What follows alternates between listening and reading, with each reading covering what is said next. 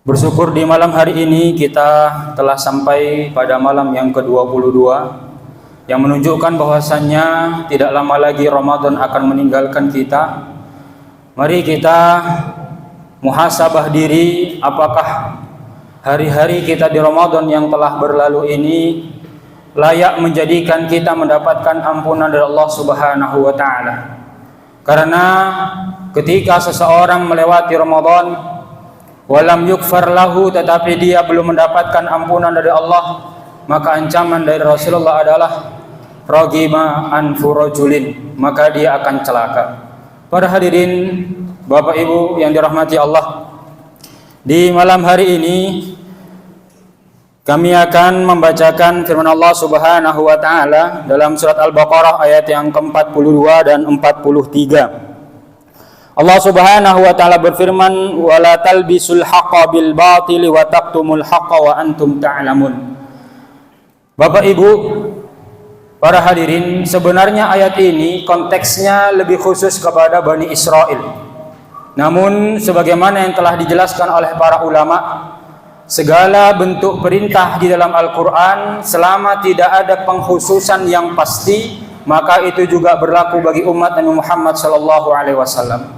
Maka perintah ini juga menjadi perintah bagi kita. Allah Subhanahu wa taala memerintahkan wala talbisul haqqo bil batil wa taqtumul haqqo wa antum ta'lamun. Allah Subhanahu wa taala telah melarang kita semuanya untuk iltibas, melakukan campur aduk antara kebaikan dan keburukan. Dan di zaman kita sangat banyak sekali orang-orang yang melakukan hal demikian. Bisa jadi mereka mengatakan keburukan-keburukan berdasarkan dalil-dalil yang mereka pahami dengan seenaknya sendiri. Mereka mengatakan al-wala' wal bara' tidak lagi berlaku di akhir zaman dengan dalil walaqad karramna bani Adam. Mereka mengatakan jihad adalah syariat yang sudah layak ditinggalkan, karena jihad hanya menjadikan orang banyak yang mati dan beberapa kerugian yang lain, dan seterusnya. Para hadirin, kejadian mencampur adukkan kebaikan dan keburukan itu terjadi sepanjang zaman, padahal telah Allah ingatkan dan telah Allah larang wala talbisul haqqo bil batil wa taqtumul haqqo. Janganlah juga kalian menyembunyikan kebenaran. Ketika kita mengetahui sebuah kebenaran, maka kewajiban bagi kita sebagai seorang muslim, kita sampaikan kebenaran itu apa adanya, tanpa ada embel-embel, tanpa ada motif tersembunyi di baliknya. Para hadirin yang dirahmati Allah Subhanahu wa taala, wa antum ta'lamun, Allah tekankan dan kalian sebenarnya mengetahui kebenaran tersebut.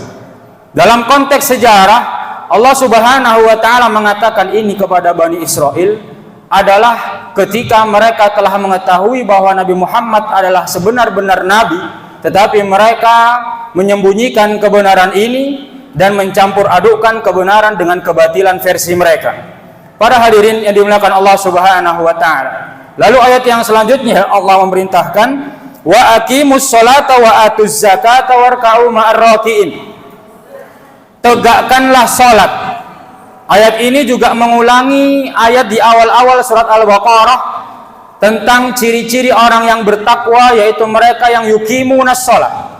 Menurut Syekh Sa'di rahimahullah, kata-kata iqamatus shalah memiliki makna yang lebih dalam dibandingkan yaf'alus shalah. Allah Subhanahu wa taala tidak memerintahkan if'alus shalah atau i'malus shalah, kerjakan salat, tidak para hadirin. Tetapi Allah Subhanahu wa taala memilih kata aqimus shalah, tegakkan salat. Dalam arti apa? Salat yang harus dikerjakan oleh seorang muslim adalah salat yang zahiran wa batinan. Zahirnya dia salat menghadap Allah Subhanahu wa taala, hatinya juga hadir di situ beribadah kepada Allah Subhanahu wa taala. Dan salat seperti inilah yang akan benar-benar merealisasikan firman Allah dalam surat Al-Ankabut ayat 45. Inna sholata tanha anil fahsya'i wal munkar. Salat itu akan mencegah dari keburukan dan kemungkaran. Para hadirin yang dirahmati Allah, inilah mengapa kita sering melihat kenapa banyak sekali pelaku maksiat tapi juga sholat. Bahkan di sekitar kita ada pengedar sabu, dia sholat. Malamnya ngepil, sebelumnya sholat isya. Kenapa demikian? Karena dia tidak zahiran wa batinan. Kenapa ada orang sholat di pagi harinya, sholat subuh, setelah jam 7 dia berangkat ke TPI misalnya, melakukan kezoliman, kedustaan. Mengapa demikian? Karena sholatnya tidak benar-benar sholat yang Allah inginkan.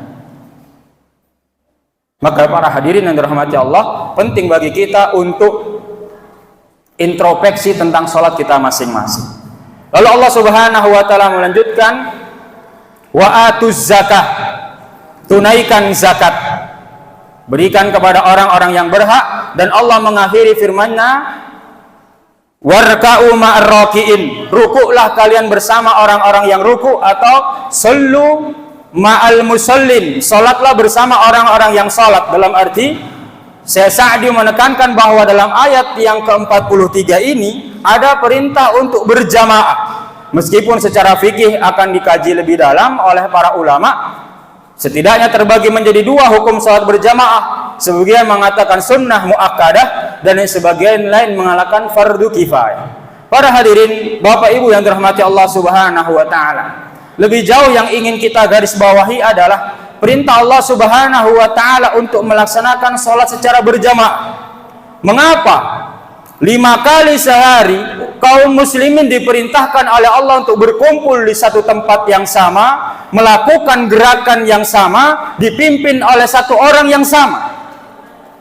Para hadirin yang dimuliakan Allah, di antara hikmah yang disebutkan oleh para ulama adalah Allah ingin menanamkan kepada seluruh kaum muslimin bahwasannya jamaah itu sangat penting sekali. Hidup tidak bisa pribadi-pribadi saja, tetapi ketika kita ingin hidup lebih maksimal menjalankan Islam, kita butuh berjamaah. Para hadirin yang dimuliakan Allah, ketika kita melihat sejarah kita, sejarah Nusantara sebelum Indonesia lahir, daerah yang kita tinggali sekarang bernama Nusantara. Ketika Nusantara di tahun awal-awal 1600-an, datang orang kafir Spanyol ke Nusantara. Kafir Katolik Spanyol. Kemudian juga datang kafir Katolik Portugis, disusul dengan kafir Protestan Belanda.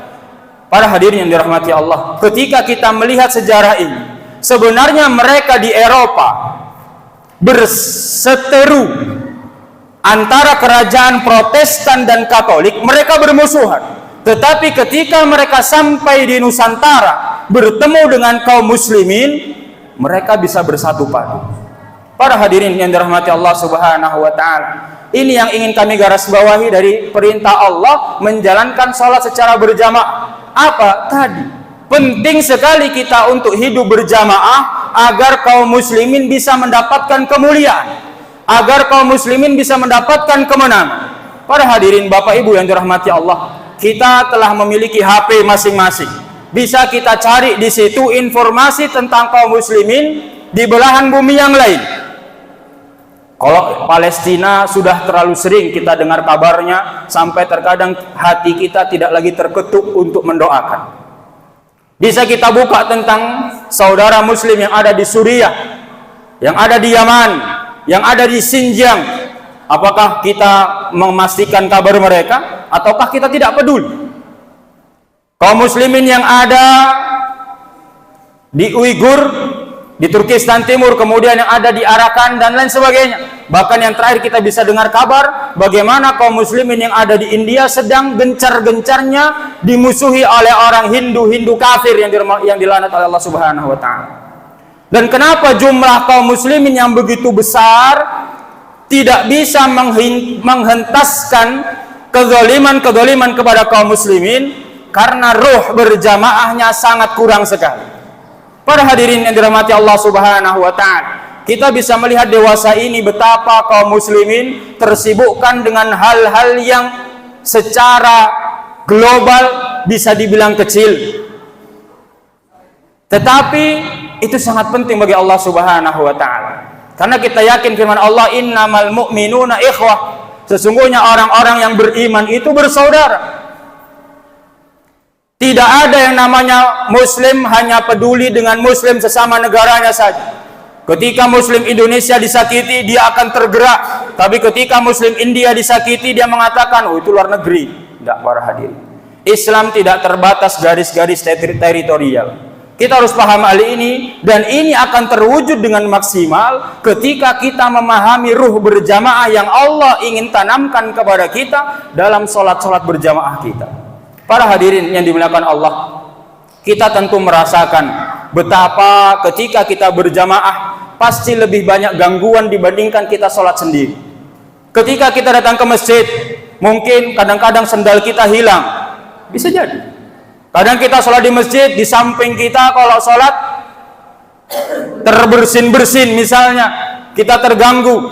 Atau mungkin gangguan-gangguan yang lain. Ala kulli hal, ketika kita sholat berjamaah, kita akan banyak merasakan gangguan-gangguan kecil yang akan merusak kekhusyuan pribadi kita. Tetapi tetap Allah Subhanahu wa ta'ala mengatakan, sholat berjamaah itu 27 kali lipat dibandingkan sholat sendiri di rumah.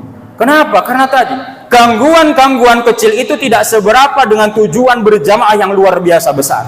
Sama ketika kita bersatu, ketika umat Islam tidak lagi tersekat dengan Muhammadiyah, Nahdlatul Ulama, Al-Ikhlas dan ini sebagainya yang lain-lain, maka insya Allah kaum muslimin akan cepat bangkit dan menuju kejayaan. Tetapi ketika kaum muslimin pikirannya kepada lembaga masing-masing, kepada yayasan yang dia miliki masing-masing, maka kemuliaan Islam masih jauh, para hadirin. Ketika kita masih jarang membuka informasi-informasi tentang kaum muslimin yang dibantai di belahan bumi yang lain, maka yakinlah bahwasanya kejayaan Islam masih lama, para hadirin rahmat Allah Subhanahu wa ta'ala. Dan yang penting untuk kita ingatkan di malam hari ini adalah bahwa ketika kita tidak peduli dengan kondisi kaum muslimin di belahan bumi yang lain, maka sejatinya kita bukan termasuk bagian dari kaum muslimin yang Allah kehendaki. Sebagaimana sabda Rasulullah, man lam yahtam bi amril muslimin falaysa minhum. Barang siapa yang tidak peduli dengan urusan kaum muslimin, maka dia bukan termasuk dari bagian mereka. Maka para hadirin yang dirahmati Allah Subhanahu wa ta'ala, penting bagi kita untuk menjaga kebaikan pribadi kita. Penting juga bagi kita sebagai kepala keluarga, sebagai orang tua, untuk menjaga kebaikan keluarga kita. Tapi juga tidak kalah penting, kita selalu berusaha menjaga kemuliaan kaum muslimin dimanapun mereka berada. Jika kita tidak bisa mengorbankan nyawa, para hadirin, jika kita belum bisa mengirimkan harta, paling minimal kita membaca berita-berita mereka dan kita kirimkan doa untuk mereka di waktu-waktu mustajab yang ada. Para hadirin dirahmati Allah, ini sebagai peringatan untuk diri kami dan panjenengan semuanya. Semoga bermanfaat, bahwasannya hidup berjamaah memang ada kekurangan-kekurangan, namun kekurangan itu tidak seberapa dibandingkan tujuan berjamaah yang sangat-sangat mulia sekali. Sekian yang bisa kami sampaikan di malam hari ini. Semoga Allah Subhanahu wa ta'ala memberikan kita taufik dan menguatkan kita untuk bisa selalu berada di atas jalan kebenaran, dan mengingatkan untuk selalu bisa beribadah kepada Allah Subhanahu wa ta'ala dengan baik. Satu hal terakhir yang juga ingin kami ingatkan di malam hari ini adalah tentang sholat syuruk, yang beberapa kali juga pernah diingatkan oleh Ustadz kita Dr. Muhammad Hambal Sofwan. Beliau pernah mengatakan sholat syuruk adalah 15 menit setelah waktu yang ada di jam kita ini, atau kurang lebih 1,5 jam setelah waktu subuh. Dan seringkali yang kami dapati di antara jamaah, ketika melihat waktu menunjukkan syuruk di situ, langsung mengerjakan sholat syuruk, padahal sebagai bentuk kehati-hatian kita menambah 15 menit lagi untuk bisa lebih mendapatkan sholat syuruk yang dikehendaki oleh Allah Subhanahu wa ta'ala. Barakallahu fikum. Sekian yang bisa kami sampaikan, semoga bermanfaat. Assalamualaikum warahmatullahi wabarakatuh.